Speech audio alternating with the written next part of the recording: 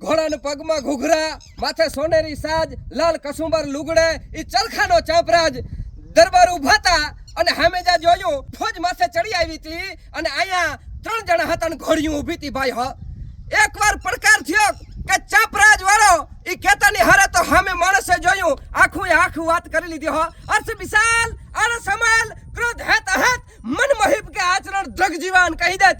એક જ વાર પડકાર થયો પણ અહવાર સમજી ગયો. 3 ઘોડીયું છે તળાવની માળી પાસે ધુબાંગ દે પડતાની હારે તો એમ કહેવાય છે કે 3 ઘોડીયું ગઈ પણ મગર જેમ તરતો જતો હોય એવી રીતના 3 ઘોડીયું નીકળી ગઈ.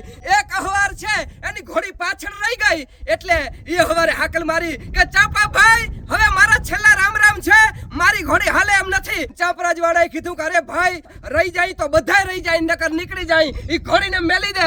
આમ કાડું પકડીને દરબારે હિંચકો માર્યો. હિંચકાની હારે તો બેલાડમાં ઘોડીની માથે ચાંપરાજ વાળાએ પોતાને ભેરુબંધને લઈ લીધો ભાઈ.